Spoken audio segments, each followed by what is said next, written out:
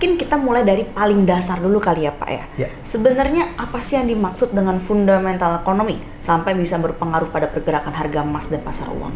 Ya, pada prinsipnya gini, data-data fundamental ekonomi ini adalah bagaimana cara orang menilai satu negara secara makro tentang kondisi pertumbuhan ekonomi negara tersebut. Oke. Menarik banget nih, ini penting banget nih. Jadi kita tahu mana data yang berdampak besar ke pasar ya, dan mana hanya yang sekedar pelengkap. Istilahnya begitu ya. Betul sekali. Nah, pertanyaan berikutnya nih Pak Radit ya.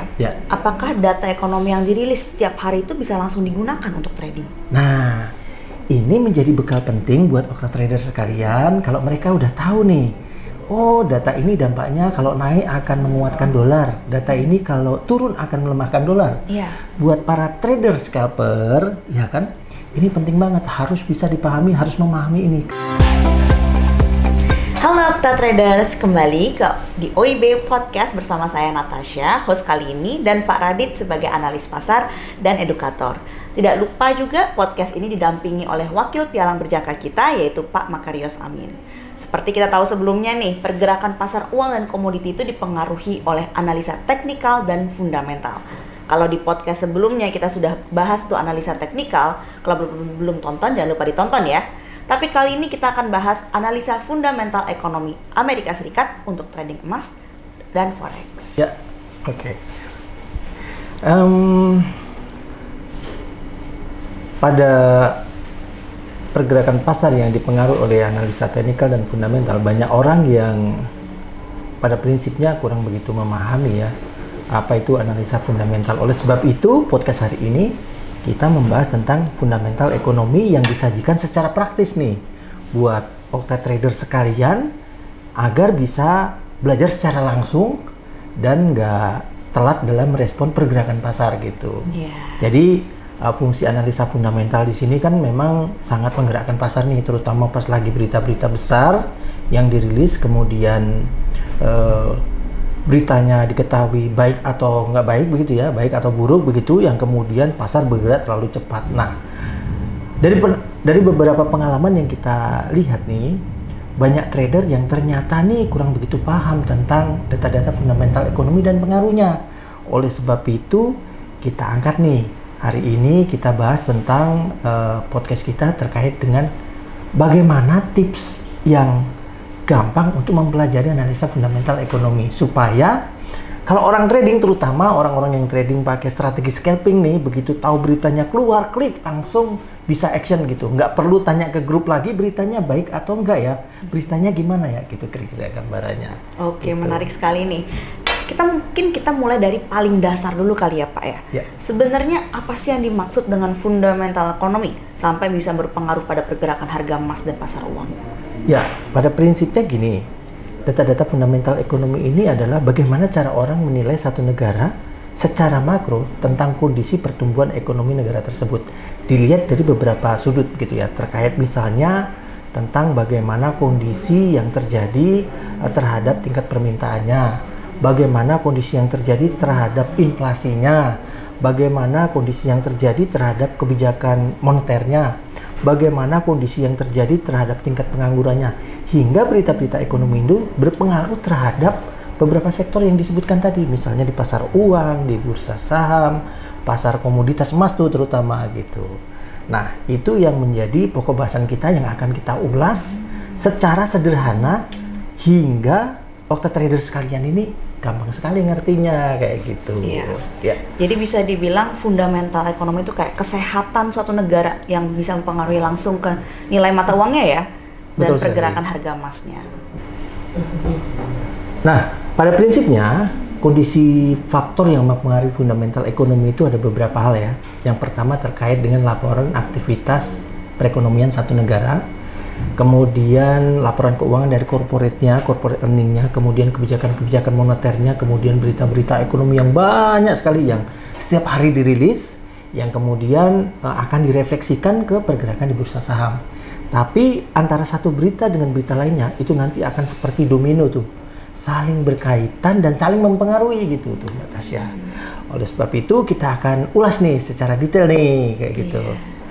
Gitu ya. Siap. Ya, kalau kita bicara tentang data-data fundamental ekonomi, Nah, ini kita bisa lihat nih berita-berita yang berderet banyak sekali. Banyak mulai ya, Pak, ya? dari data GDP, ada data CPI, ada data unemployment rate.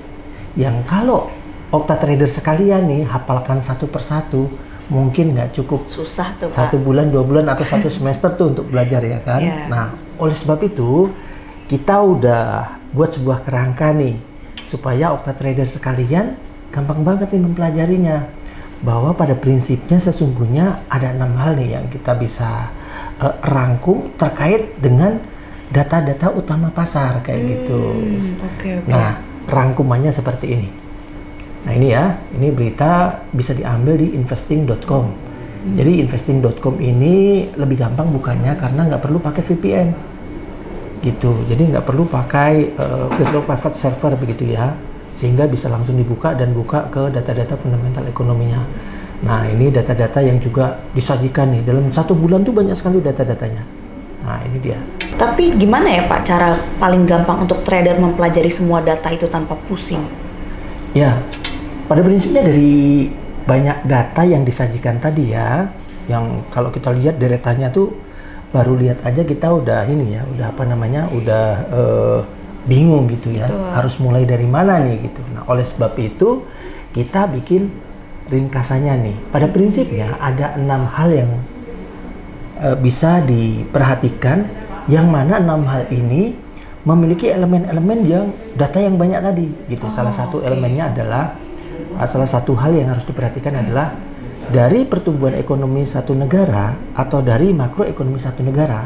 Yang paling diperhatikan yang pertama adalah faktor permintaannya. Yang kedua, faktor produktivitasnya. Yang ketiga, data tenaga kerja. Kemudian data tenaga kerja dan tingkat pengangguran ya maksudnya ya. Kemudian data inflasi. Kemudian kebijakan moneter dan fiskal. Kemudian pidato pejabat bank sentral maupun dari pemerintah, seperti itu. Itu 6 hal yang harus diperhatikan kayak gitu. Nah, dari hal yang pertama nih ya yang kita bisa lihat nih contohnya. Nah, kita bicara tentang permintaan. Permintaan, data yang paling diperhatikan adalah data GDP atau Gross Domestic Product, gitu ya. Yang mana data GDP ini elemennya banyak, gitu. Contohnya misalnya, elemen dari GDP ini retail sales, trade balance, kemudian current account, itu elemen dari GDP, gitu. Jadi kalau data permintaan atau data GDP ini sudah memberikan satu gambaran positif terhadap satu negara, maka dampaknya akan memberikan satu dampak yang menguatkan mata uang tersebut. Misalnya datanya dirilis positif nih atau naik nih, maka dampaknya akan positif ke satu mata uang tersebut. Misalnya dolar ya, dolar maka akan positif seperti itu. Nah, elemen dari GDP ini ada retail sales, ada trade balance, ada current account gitu. Jadi kalau bicara tentang data permintaan, nah, data permintaan, bagian dari permintaan apa aja nih? Oh, ada GDP, elemennya ada retail sales, nah sebagian dan sebagainya. Jadi dampaknya kalau misalnya datanya naik, otomatis menguatkan mata uang negara tersebut atau menguatkan mata uang dolar kayak gitu. Itu contohnya, itu kalau dari data permintaan. Nah, kemudian kalau dari sisi data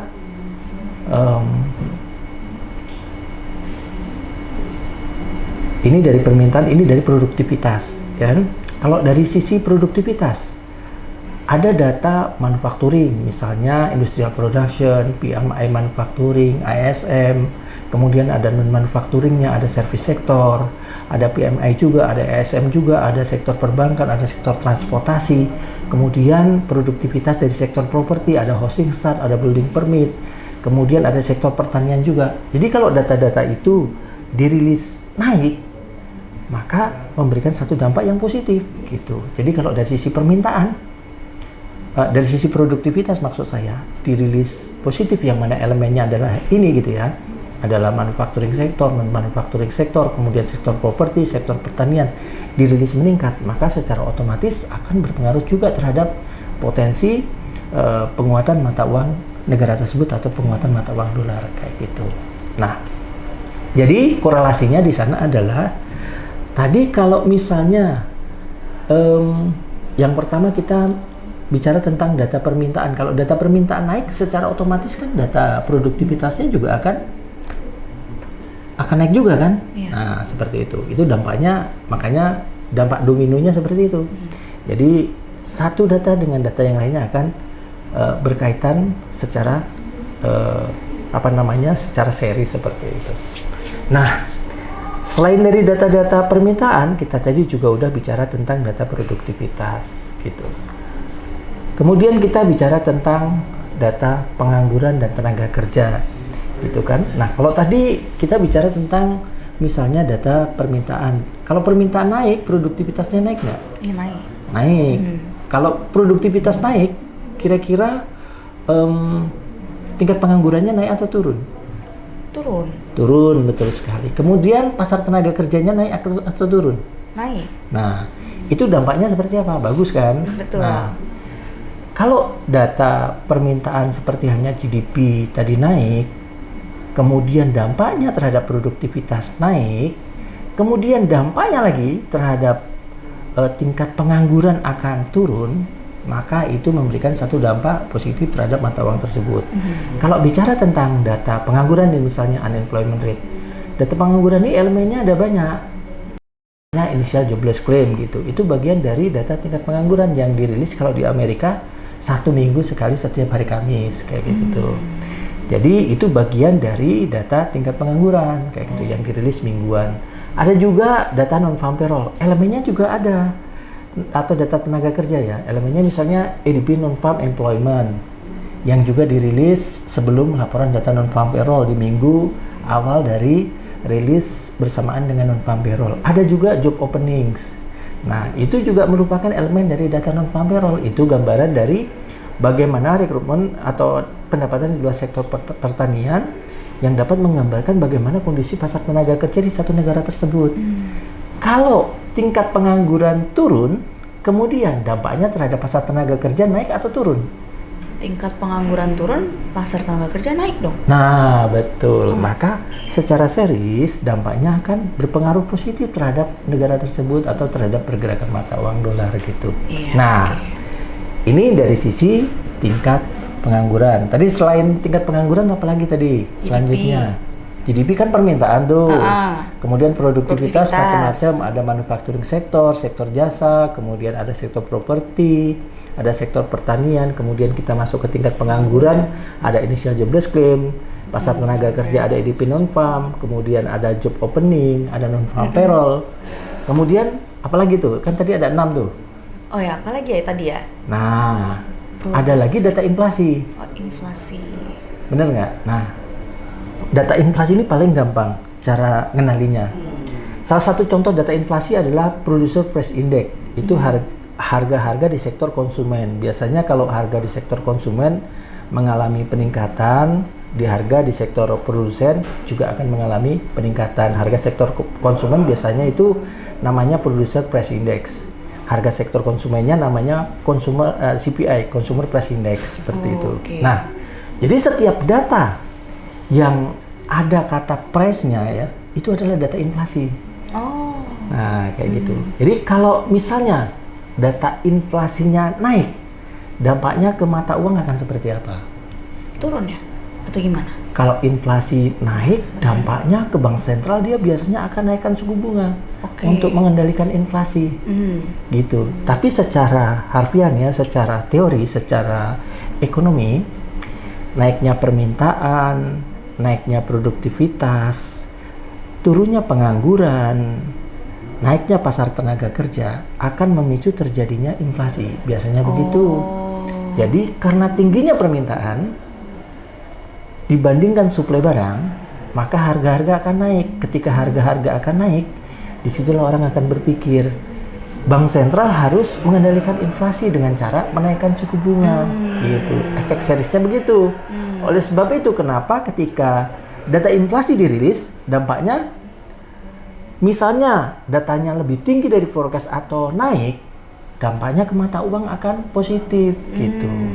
Jadi semua berita yang berderet tadi nih, pokoknya kalau ada ciri-cirinya, ada price-nya nih, berarti itu bagian dari data inflasi. Kayak gitu.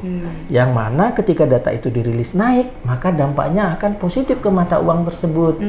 Kayak gitu. Karena efek dominonya dengan peningkatan inflasi, the Fed bisa melakukan peningkatan tingkat suku bunga seperti itu. Nah, itu dampak dari data inflasi. Selain inflasi tadi apalagi nih? Nah, ini dampaknya ke kebijakan tingkat suku bunga nih Amerika. Betul. Makanya tadi tuh saya bilang tuh ada tingkat permintaan, ada produktivitas, ada tingkat pengangguran, ada pasar tenaga kerja, kemudian ada inflasi, ada kebijakan moneter pas 6 kan? Gitu. Kayak gitu kira-kira gambarannya. Nah, dampak terhadap kebijakan tingkat suku bunga sendiri, kalau misalnya inflasi naik, maka bank sentral bisa dipengaruhi untuk menaikkan tingkat suku bunga. Tapi sebaliknya, kalau misalnya inflasi turun, dampaknya akan melemahkan mata uang, karena prospek bank sentral bisa menurunkan tingkat suku bunga dengan alasan inflasi turun, kayak gitu. Menarik banget nih, ini penting banget nih. Jadi kita tahu mana data yang berdampak besar ke pasar ya, dan mana hanya yang sekedar pelengkap, istilahnya begitu ya. Betul sekali. Nah, pertanyaan berikutnya nih Pak Radit ya. Apakah data ekonomi yang dirilis setiap hari itu bisa langsung digunakan untuk trading? Nah, ini menjadi bekal penting buat okra trader sekalian kalau mereka udah tahu nih. Oh, data ini dampaknya kalau naik akan menguatkan dolar. Data ini kalau turun akan melemahkan dolar. Buat para trader scalper, ya kan? Ini penting banget, harus bisa dipahami, harus memahami ini. Karena apa? Karena orang trader scalper ini kan dia bermain pendek nih, ya kan? Begitu dia tunggu data nih, data dirilis, jangan sampai nih nanya dulu ke grup, datanya udah keluar berapa? Kemudian, nah tadi kan di link awal kan udah dikasih tuh link untuk dapetin data dari mana gitu kan? Jangan sampai kemudian tanya begitu datanya udah keluar, datanya dampaknya negatif atau positif buat dolar gitu kan? Nah, langkah baiknya nih kalau udah paham nih tentang bagaimana cara mengetahui data-data fundamental ekonomi tadi, cara mempelajarinya, begitu dia bisa menyimpulkan sendiri, langsung bisa take action gitu terhadap posisi yang akan dia ambil. Kalau datanya positif dia bisa beli, kalau datanya negatif dia langsung bisa jual tanpa harus tanya ke grup lagi tuh. Kayak gitu. Jadi sangat penting data-data fundamental ekonomi tadi terkait dengan posisi trading pada saat orang pakai strategi scalping kayak gitu, atau misalnya swing trading gitu biasanya akan berpengaruh sangat signifikan kayak gitu tuh. Jadi penting banget tuh buat kita untuk memahami nih. Jadi biar kita bisa tahu ya pergerakan pasar seperti apa. Jadi kita nggak nanya-nanya ke grup lagi gitu ya, Pak ya. Karena data itu biasanya kalau misalnya kita nanya-nanya ke grup lagi nih, harga udah kemana-mana nih. Betul. Iya. Lama sementara lagi ya. di grup belum jawab. Iya benar. Pada saat kita action udah telat nih. Iya kan? Iya betul. Semoga dengan adanya materi ini bisa menjadi jawaban buat orang-orang yang pengen nih trading belajar tentang fundamental ekonomi kayak gitu. Nah, menurut Bapak sendiri nih, apa aja kelebihan dan kelemahan dari trading berdasarkan fundamental ekonomi? Ya, jadi kelebihan dari trading berdasarkan fundamental ekonomi seperti yang kita ketahui bahwa fundamental ekonomi itu menjadi tren penggerak pasar. Jadi triggernya nih atau penggerak pasarnya nih adalah fundamental ekonomi kayak gitu. Jadi itu sebenarnya sangat penting untuk diperhatikan. Tapi banyak juga orang yang mengabaikan faktor fundamental ini tadi. Jadi basis tradingnya adalah technical analysis kayak gitu. Betul. Kebanyakan juga seperti itu. Nah, jadi ketika melihat di technical analysis kecenderungan harga naik, dia beli. Ketika dia beli kemudian keluar data yang ternyata jelek, kemudian harga berlawanan arah, di situ dia akan mengalami sebuah kesulitan atau risiko.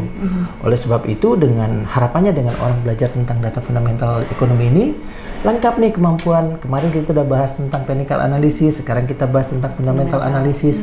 Kemampuan trader untuk memahami faktor penggerak pasar dari sisi technical analysis maupun fundamental analysis udah lengkap.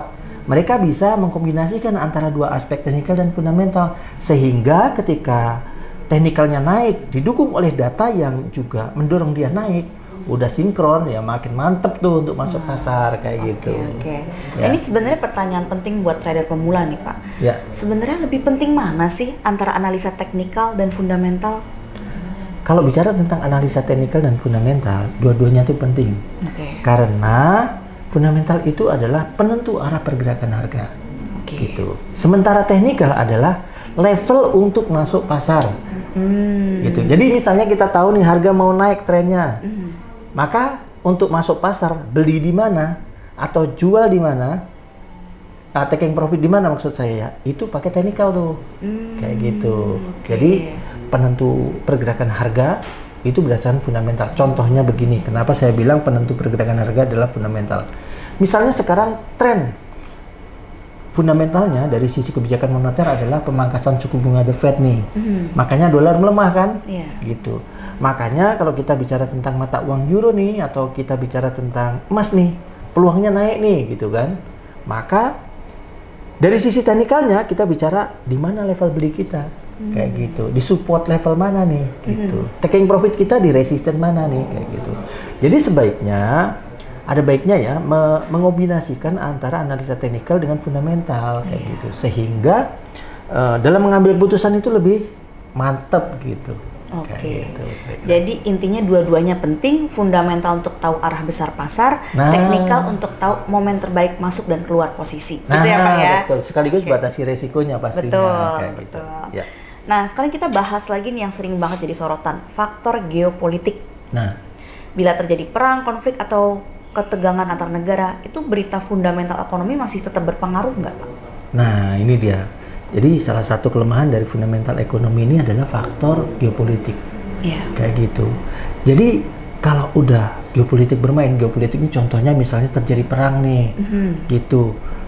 Contohnya perang yang baru-baru ini terjadi di Timur Tengah ya, antara Iran dengan Israel kayak gitu ya. Itu yang namanya fundamental ekonomi udah diabaikan oleh pasar. Walaupun data Amerika bagus nih, yang notabene kalau kita kaitkan dengan emas nih sebagai produk safe haven ya, data Amerika bagus, harusnya kan dolar menguat, emas turun kan. Tapi karena ada faktor geopolitik itu, walaupun data Amerika bagus, emasnya tetap aja naik. Karena apa? Karena orang memegang produk-produk safe haven atau produk-produk yang aman, ya terjadi kemelut perang kayak gitu. Kayak gitu. Jadi technical fundamental itu akan berlaku pada saat market normal. Tapi geopolitik akan dominan, akan mengikis atau mengabaikan dua aspek tadi ketika ada kayak gitu. Itu faktor yang harus diwaspadai. Banyak orang yang kurang begitu paham yang basis tradingnya itu menggunakan analisa teknikal. Yang kadang-kadang ketika kondisi perang, yang namanya teknikal ada, yaitu satu istilah namanya overbought ya. Kondisi perang, emasnya terbang, udah jenuh beli, dijual sama mereka, tetap aja emasnya naik. Contohnya kayak gitu. Nah itu karena mengabaikan faktor teknikal yang udah overbought tadi tuh, atau jenuh beli itu, kayak gitu. Oleh sebab itu ketika kondisi perang, ya ikutin aja sentimen yang sedang terjadi, kayak gitu. Oke, baik. Ada pembahasan lagi nggak Pak dari sini? Ya. Nah ini berkenaan dengan geopolitik ya. Tadi. Gitu. Sudah ya Pak? Itu saja? Itu saja mungkin, sih dari. Ya. Ada pertanyaan lagi mungkin berkaitan dengan data-data fundamental ekonomi? Saat ini clear Pak, sangat terbuka sebagai saya trader pemula nih Pak. Ya, mudah-mudahan bisa bermanfaat ya buat rekan trader sekalian ya, terutama yang main-main pendek nih kan. Iya betul, scalping ya. Benar-benar paham nih tentang fundamental. Kalau trading, scalper ya terutama ya, para scalper. Kalau lagi trading nggak perlu tanya kiri kanan lagi, yang penting gimana sih cara mempelajari data fundamental, semuanya udah terjawab di podcast kali ini ya. Iya gitu. Benar, terima kasih ya Pak Radit ya. Jangan lupa dukungannya juga untuk mensubscribe gitu kan. Iya betul. YouTube kita nih, Offline Customer Berjangka, supaya kalau ada berita-berita baru, ada materi edukasi atau konten baru, mereka ternotifikasi gitu ya, untuk untuk bisa melihat nih berita-berita atau tema edukasi atau materi edukasi apa yang mereka bisa dapatkan. Kalau kalian mau bahas apa, bisa komen di kolom komentar. Ya, kasih saran-saran. Kasih saran, kita mau bahas apapun, Pak Radit bisa kasih yang terbaik. Ya, kita bisa akomodir gitu ya. Betul. Gitu. Tapi ada satu produk kita juga yang sekarang udah bisa ditransaksikan loh. Apa tuh Pak? Single stock, ingat nggak? Single stock yang saham Amerika udah bisa ditransaksikan di Amerika? Ya. Kayak apa tuh Pak? Kayak Apple gitu? Apple, IBM, McDonald, itu bisa transaksikan sekarang single stocknya di di Okta Investama Berjangka kayak gitu. Gitu ya, walaupun saya nggak punya HP Apple, saya bisa trading ya? Bisa trading saham Apple ya? Ya betul. Ya. Oke Pak, terima kasih banyak Pak Radit. Ya oke. Demikian podcast kita kali ini, semoga pembahasan kita kali ini sangat bermanfaat, dan sampai jumpa di podcast berikutnya. Jangan lupa untuk subscribe dan komen bahasan apa lagi yang kita mau bahas di next podcast. Dadah!